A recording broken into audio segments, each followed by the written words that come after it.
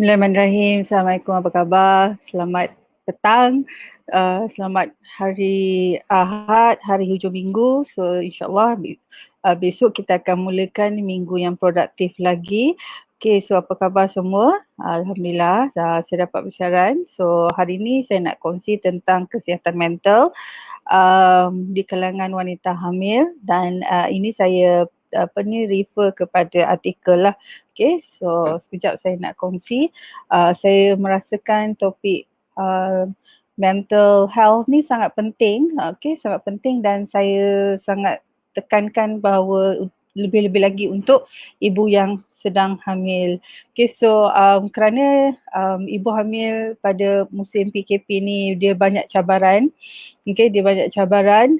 Selain daripada kita kena tengok faktor kesihatan, kita kena juga berdepan dengan wabak pandemik and then cabaran-cabaran lain seperti mungkin work from home. Jadi work from home ni kita ada orang kata sedikit sindrom sebab dah lama tak keluar dan dengannya nak sambung lagi dan sebagainya. Kemudian kita berdepan juga dengan mungkin sedikit faktor stres, kemudian berdepan juga dengan perubahan-perubahan sebagai ibu hamil. So I rasa benda ni sangat mencabar untuk ibu, lebih-lebih lagi ibu yang pertama kali hamil dan sebagainya. So mungkin saya kongsikan artikel ni untuk kita sama-sama dapat maklumat yang betul dan maklumat yang tepat. Alright? Okay, so saya kongsi sekejap.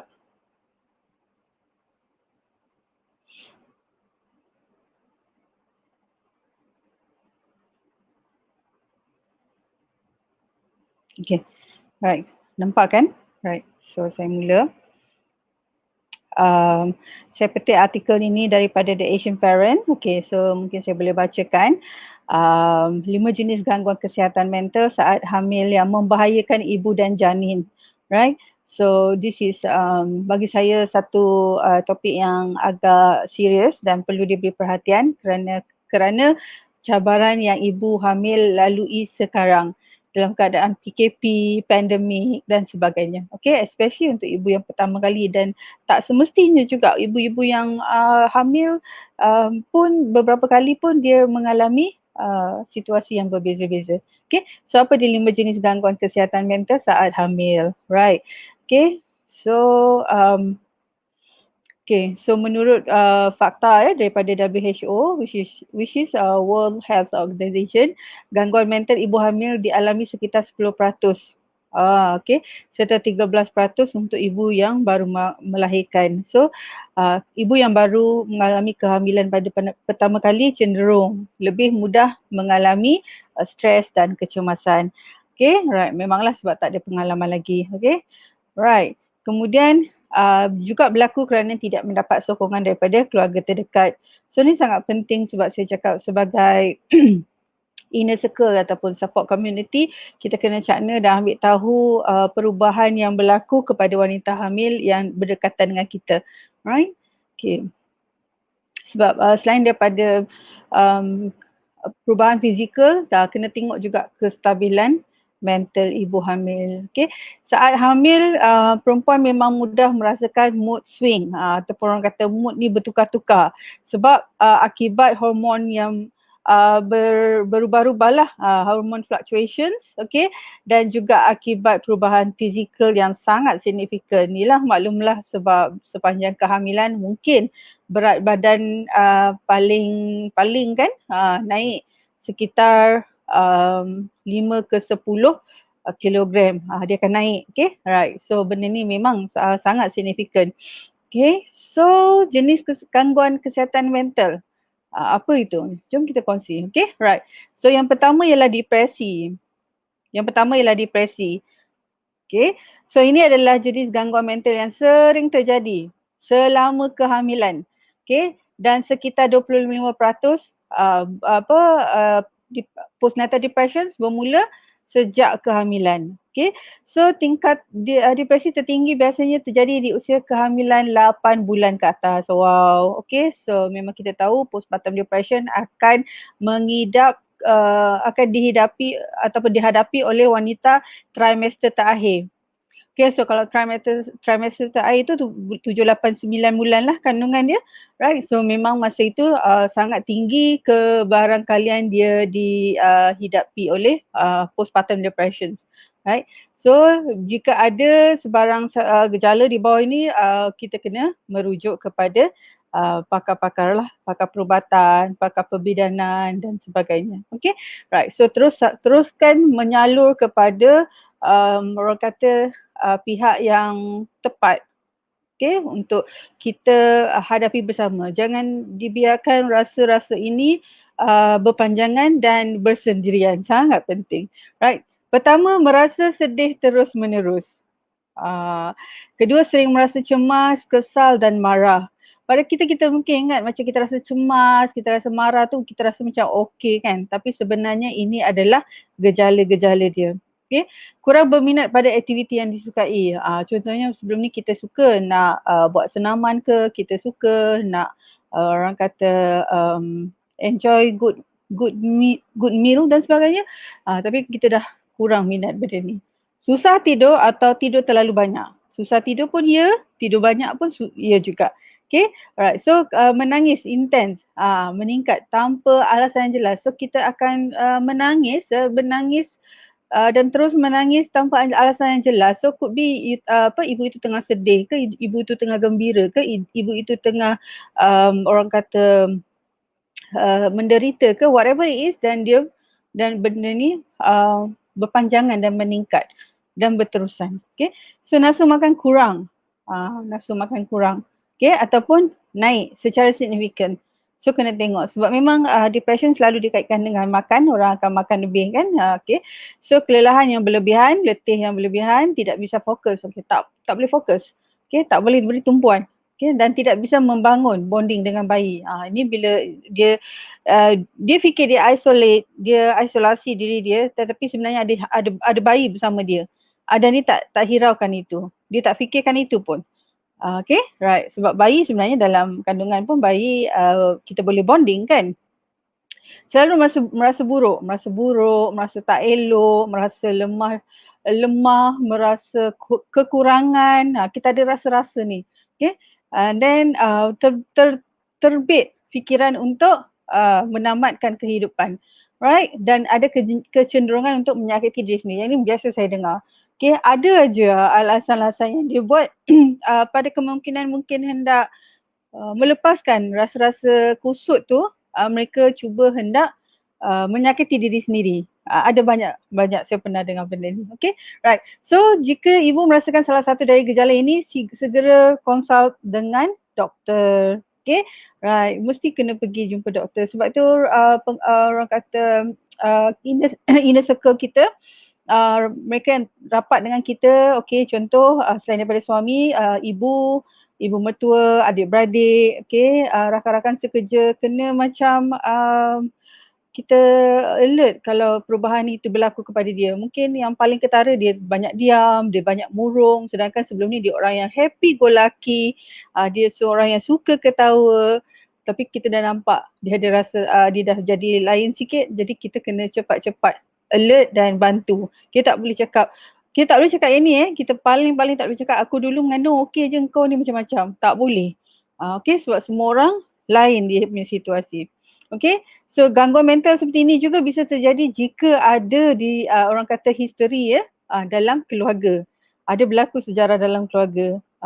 So apatah lagi jika kehamilan yang tidak direncanakan. Ya Allah, sebab tu saya cakap, I tahu dalam PKP ni, husband and wife memang duduk rumah, they can make babies, tapi jika mereka tidak bersedia kerana faktor ekonomi, faktor kesihatan dan sebagainya, okay, nak orang kata ada anak-anak yang perlukan perhatian, perlukan budget untuk makan, untuk education, jadi perlulah merencana keluarga secepat yang mungkin dan sebaik yang mungkin. Jangan kita fikir kita ambil aja apa-apa, kita rasa kita orang kata dah merancang keluarga. Okay, so benda-benda ni semua please go to the pakar, right? So mungkin juga ibu tertekan kerana ibu ada expectation atau harapan yang tak realistik sehingga menyebabkan depression. Contoh kita nak jadi ibu yang terbaik, tetapi kita mungkin belum berkesempatan lagi untuk pergi menyediakan barang-barang yang terbaik untuk bayi yang bakal lahir. So benda tu pun menjadikan kita orang kata stres yang tak perlu. Okay? Right. Kemudian kecemasan. Tadi yang pertama tadi ialah depression ataupun kemurungan, dan kedua ialah kecemasan. Okay. So masalah kesihatan mental yang biasa diderita selama kehamilan adalah kecemasan. Kita rasa cemas. Okay, kita rasa cemas dalam ketakutan. Sering kita mengharapkan ada sesuatu yang luar biasa berlaku. Jadi kita ni mungkin terbawa-bawa ataupun mungkin overthinking, terlebih berfikir, right? Okay. So antara gejala dia lah gangguan kecemasan umum, obsessive compulsive disorder, post traumatic stress disorder, agoraphobia, takut tempat, gangguan panik. Kadang-kadang takut jumpa doktor, kan? Kadang-kadang kita yang selalu fikir nak bersalin takut nak bersalin, keluar tu takut nak bersalin kat mana-mana, sedangkan belum lagi tempoh nak bersalin, belum lagi kandungan matang. So kita boleh fikir benda-benda macam tu. Okay. So sebagai perempuan sudah memiliki gejala gangguan mental kecemasan bahkan sebelum hamil. Jadi sebagai yang lain merasakannya saat menjalani kehamilan. Okay. So berikut adalah beberapa ciri gangguan mental kecemasan. Stres atau khawatir atau merasa gelisah hampir sepanjang waktu. Okay. Kesulitan untuk tetap tenang, susah nak tenang. Orang selalu kata keep calm kan. Keep calm and pregnant contoh. Tapi kita susah sangat nak tenang. Okay? Dan kita mengalami stres fizikal, stres masa ketat, kan kita rasa tak fleksi, badan kita tak ringan, badan kita tak berkooperate dengan kita betul-betul. Kesulitan tidur ni memang hakikat, okay? Perubahan hormon, kemudian pertambahan berat badan. Jadi kita memang tak boleh nak tidur macam biasa. So mungkin ada mengiring kan, ada orang duduk-duduk je. So I know the difficulties. Okay, memiliki fikiran yang cemas berulang, serangan panik seperti kurang bernafas ataupun gerakan konstan dari bahagian tubuh, pusing atau sesak nafas. So kita mungkin pening, kita mungkin rasa sesak nafas. So benda-benda ini semua adalah antara ciri-ciri gangguan mental kecemasan. Right? Sebahagian besar orang memang cenderung stres dan tertekan baik kerana genetik, pekerjaan dan hubungan peribadi. Namun kecemasan yang disebabkan oleh kehamilan sering kali mengganggu kerana intens yang tinggi, kerana dia memang mengganggu, dia memang dekat dengan kita tu dan tak ingin hendak menjauh. Okay, apatah lagi kita ini adalah jenis cepat panik dan sebagainya. So perkara ini memang sangat cepat terjadi. So mungkin juga kerana faktor genetik ataupun keturunan kan, kemudian pekerjaan, macam mana contoh dia. So sekarang semua orang work from home. Okay, so there are possibilities majikan membayar separuh gaji atau memberi cuti tanpa gaji atau memberhentikan terus, kita akan kerisauan sedangkan kita ada bayi yang bakal lahir. Dan hubungan peribadi mungkin terjejas akibat kewangan, akibat expectation, akibat pasangan tak faham kan diri kita dan sebagainya. Okay, so banyak ditambah pula dengan kesihatan diri sendiri, bayi dan juga tekanan sosial. Dan saya tambah ditambah pula dengan keadaan semasa yang kita ni berkurung. Okay, kita ni konon-kononnya work from home ataupun kita konon-kononnya perintah kawalan pergerakan PKP, whatever it is. Semua ni akan boleh menyumbang. Kita akan rasa sangat cemas. What if kita dah sampai masa nak bersalin, and all this, macam mana nak keluar, jarak dengan hospital berapa jauh, berapa banyak roadblock yang kita akan jumpa dan sebagainya. Okay. So sementara itu untuk perempuan menjadi korban atau penyintas kekerasan seksual lebih mungkin untuk mengalami gangguan kecemasan semasa hamil. Okay. Right, so mungkin juga berlaku gangguan seksual dan sebagainya. So ini ada orang kata perlu lebih terbuka dan berbincang dengan pasangan masing-masing. Okay, so gangguan ketiga ialah gangguan bipolar. Okay, so gangguan bipolar ni ni antara yang biasa dialami oleh ibu hamil iaitu bipolar. Bipolar adalah merupakan bentuk depresi di mana seseorang mungkin mengalami jenis emosi yang ekstrim tinggi, manic. Terlalu rendah, depression atau inferiority complex dan hypomania, iaitu perubahan suasana hati. Okey, so kadang dia ni tak acute, okey, tetapi mengalami. Okey, bipolar ni dia macam emosi dia cepat bertukar. Right? So mungkin meskipun penting, okey, untuk diketahui ni, so gejala bipolar mirip dengan depresi. So ni antara dia. Okey? Right. Kita baca. So suasana hati yang sangat bahagia, suasana hati yang mudah berubah, memiliki banyak energi dan bergerak dengan panik, berbicara dengan sangat cepat, kurang tidur kerana energi yang berlebihan, merasa terlalu percaya diri dengan bakat penampilan dan kemampuan sendiri. Ni bahaya juga, orang perempuan ni semua benda nak buat sendiri kan, sebab kita kan ibu kan, kita kan perfectionist kan. Okay, sengaja terlibat dalam aktiviti yang membahayakan agar merasa gembira. Okay, so kadang terjadi peningkatan libido, mungkin juga, right, terlebih hyper ya. Kemudian berperilaku gegabah dan berubah dari kebiasaan harian. Kita kelabah saja ya. Okay, peningkatan konsumsi alkohol dan juga narkotik, right? Dan kemungkinan ada gejala psikotik. Okay, seperti kehilangan kontak dengan alam realiti. Okay, so boleh jadi benda ni. Okay, so untuk perempuan yang sudah memiliki riwayat bipolar, sebaiknya melakukan perencanaan kehamilan dengan bantuan doktor. Dan ada beberapa ubat untuk bipolar tidak bisa, maksudnya tak sesuai untuk wanita hamil. Okay, so kena tengok yang ini. Yang keempat ialah schizophrenia. Okay, kalau kita pernah dengar.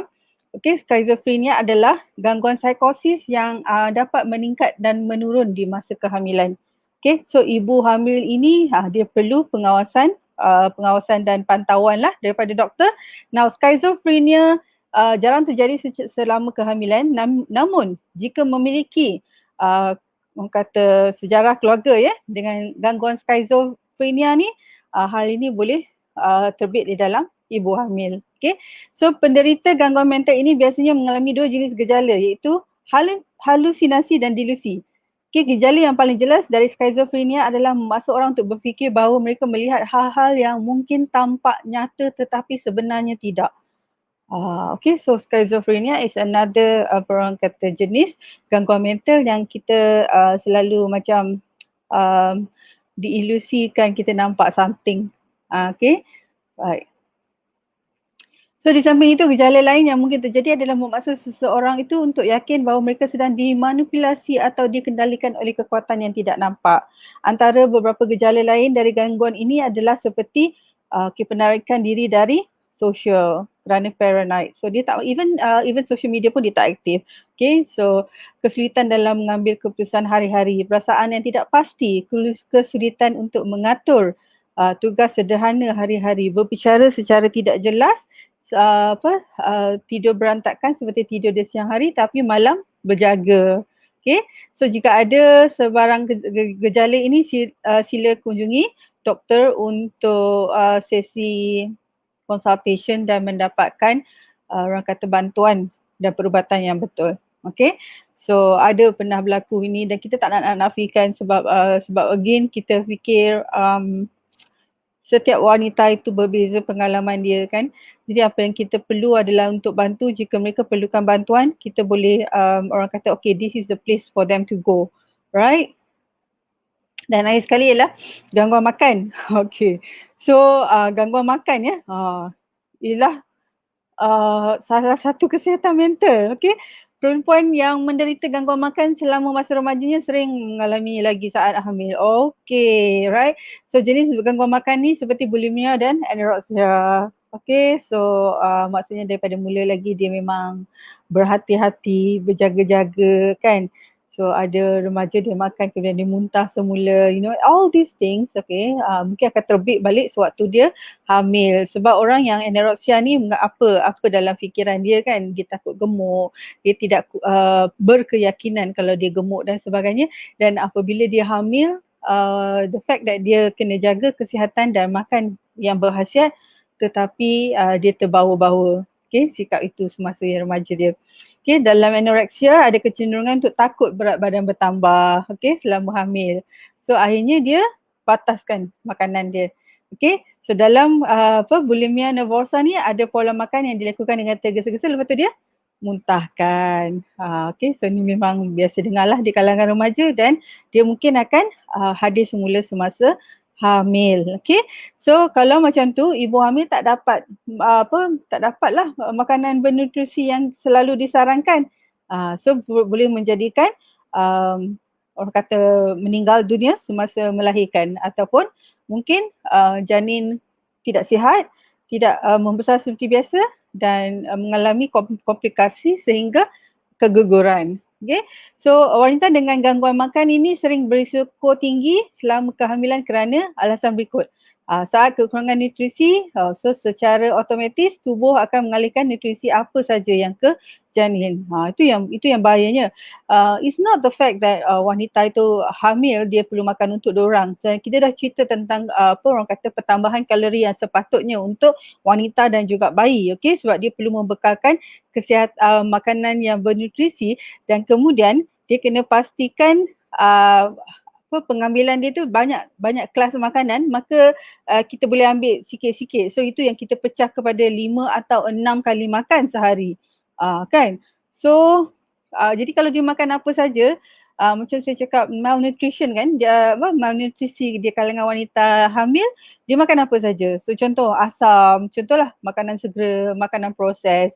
Dia makan, dia tetap makan tapi tidak pasti pengambilan nutrisinya banyak mana. Okay?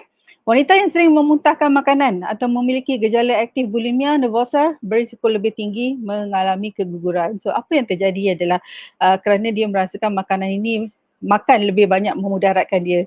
Tanpa dia sedar dia perlu mengambil berat tentang kesihatan kehamilan dia. Okay, so akibatnya janin tidak dapat berkembang dengan baik, kurang nutrisi, sangat lemah, menjadi lemah dan mungkin berlaku komplikasi sehingga mengalami keguguran. Okay. Perempuan yang sering membatasi makanan ini dia aktif. Okay. So dia memiliki gejala aktif anorexia nervosa dan mengalami risiko bayi terlahir kecil. Allahu Akbar. Dengan ukuran kepala di bawah normal, kelahiran matang dan juga berat badan rendah. So kita dah cerita tentang malnutrisi, bayi yang lahir sekitar bawah 2.3 ke 2.5 kg tu kira orang kata bayi ni lahir tak cukup berat badan kan, dia akan ditahan di bawah pemantauan doktor. Jadi dia menyusahkan juga orang kata ibu itu yang terpaksa berulang-alik untuk melihat bayi dan sebagainya. So benda ni akan jadi orang kata rentetan kepada bebanan perasaan, emosi dan akhirnya ibu itu akan burn out. Okay. So lebih rentan kepada anemia. Okay. So anemia ialah ambil makanan yang yang tak cukup zat dan kekurangan nutrisi menyebabkan pemulihan sewaktu lepas bersalin mengambil masa. Okay, ada orang tak pulih-pulih. Okay, so ada juga.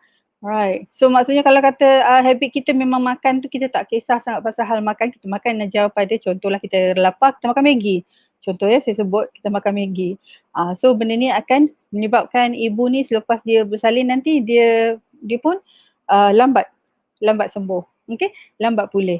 So jika pernah mengalami gangguan makan, so ibu perlu pemantauan ekstra untuk memastikan kesihatan bayi dan diri sendiri.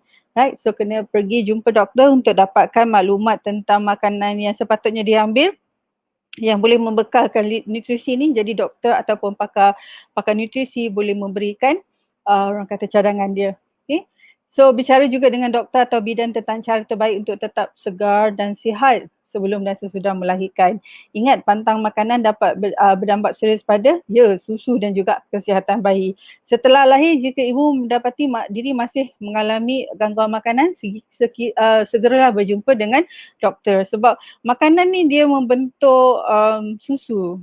Okay, susu untuk bayi yang bakal lahir ni. Jadi daripada awal kita memang tak jaga sangat tentang ni, jadi dia menjejaskan kandungan yang baik untuk susu ni, menjejaskan nutrisi dia, okay, dan akhirnya menjejaskan perkembangan fizikal bayi itu. Okay, so ini adalah 5 jenis gangguan yang mungkin berlaku untuk ibu hamil. Okay, cara meningkatkan kesihatan mental. Okay, so first, right, okay, kita boleh jumpa doktor, kita boleh bercakap, puan boleh jumpa kaunselor. Semua ini adalah mereka yang pakar dan sangat tahu bagaimana nak mengendalikan wanita yang sedang mengalami orang kata kesihatan mental. First ialah berbicara dan bergaul secara sosial. Right, so kita boleh berjumpa tu yang penting, peers tu, peers ataupun inner circle ataupun orang kata support group. So sangat penting. So perlu berkomunikasi and then melakukan kegiatan riadah bersama-sama, sebab kita menyokong ibu tu nampak, the whole society itu sedang memberi sokongan kepada dia. So membuat rencana kesihatan ni maksudnya kita tulis, kita tulis, kita buat plan lah. So biasa dia orang panggil plan semasa hamil, semasa melahirkan dan juga semasa selepas melahirkan lah. So untuk hamil ni sepanjang kehamilan apa yang kita boleh buat, apa yang kita boleh makan, apa aktiviti kita dan sebagainya. So memang kena seimbangkan. Right, kemudian berolahraga dan bermeditasi. So ni sangat disyorkan, sebab bila kita bersenam tu kita mengeluarkan hormon-hormon yang membuatkan kita rasa lega, membuatkan kita rasa puas. Right, dan perhatikan diri sendiri, sentiasa memantau diri sendiri sebab so diri sendiri adalah orang yang terpenting dalam perjalanan kehamilan. Manjakan diri dengan perawatan tubuh, makan malam bersama pasangan dan aktiviti-aktiviti yang menyenangkan. So itu sebab kadang-kadang ibu ni dia punya fokus dia kepada bayi yang bakal lahir, kepada suami, mungkin anak-anak yang dah ada, keluarga dan sebagainya, tapi dia lupa nak take care of diri dia sendiri. So penting untuk tengok diri sendiri, keadaan keperluan kita. So contoh macam baju kita dah tak muat ataupun seluar kita dah tak muat, contoh kan, semudah-mudah perkara itu pun kita perlu beri perhatian, ganti, kan. So janganlah dalam orang kata denial, tak apa baju ni, beli baju mengandung nanti sekejap je pakai, dah bersalin dah tak pakai, tak. Tapi pada waktu keadaan yang sekarang ni perut dah makin membesar, jadi kita pun dah tak selesa. So kita tak nak jadi zalim kepada diri sendiri. Minta sokongan, jangan ragu untuk minta sokongan baik dari keluarga, teman atau pihak perubatan. Pertimbangkan kaunseling. Kaunseling ni memang sangat digalakkan. Silalah pergi berhubung dengan kaunselor-kaunselor untuk kita bercakap kerana mereka punyai cadangan yang profesional. Bukan cadangan macam kita ni, cadangan yang profesional. So boleh cuba terapi acupuncture, yoga, urut pregnancy. I pernah sentuh pasal urut pregnancy kan. So kesihatan mental ibu hamil perlu memainkan peranan dalam proses perjalanan kehamilan sehingga bersalin. Dengan keadaan fizikal dan mental yang stabil, proses kehamilan yang sulit bisa terasa sangat menyenangkan dan sangat mudah. So artikel ini oleh Rumah Sakit Bunda Citra Anada, Dr. Budi Ning Kias dan telah dipetik kepada Asian Parents. So saya bacakan. Jadi mungkin lepas ni boleh baca dan sama-sama kita support, berikan sokongan. So memang wanita hamil tu kita perlu pemantauan, tetapi yang terjadi ialah kerana dalam musim pandemik ni, so dia lebih-lebih lagi. Sebab objektif kita nak nak pastikan wanita hamil gembira dan sihat, begitu juga melahirkan bayi yang sihat. Dengan kelahiran yang mudah. So itulah dia punya perkongsian hari ini, iaitu 5 jenis gangguan kesihatan mental untuk ibu hamil. So kita sangat kena jadi prihatin lah. So saya stop sharing.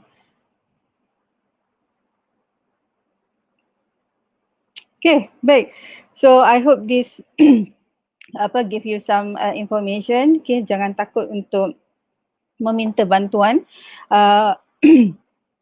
Wanita-wanita hamil yang tak tahu nak pergi ke mana, boleh masuk ke website Pantang Plus dan chat saja dekat situ. So kita ada team untuk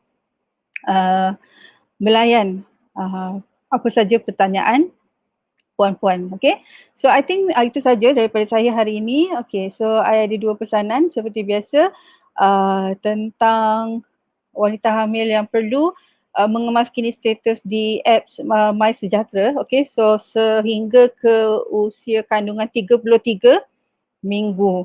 Okay, so daripada hamil tu sampai ke 33 minggu tu, so hopefully sempatlah puan-puan dapat vaksin yang sepatutnya untuk wanita hamil. Okay, sebab lepas 33 minggu tu dah nak dekat sangat dengan tempoh bersalin. Jadi kalau kita baca kan vaksin takes a few weeks untuk dia berkesan, right? So kalau boleh buat sekarang. Mana yang daftar, mana yang kandungan dia okay, less than 33 weeks. Okay. Kemudian alright, satu lagi muat turun ibu percuma pantang plus iaitu panduan pemakanan semasa hamil.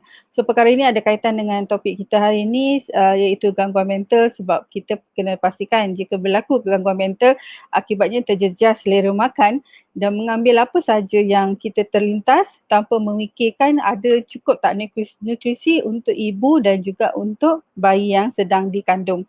Okay, so just muat turun ibu percuma itu. Right, itu saja untuk sesi live saya hari ini. So saya ucapkan semoga semua urusan puan-puan dipermudahkan.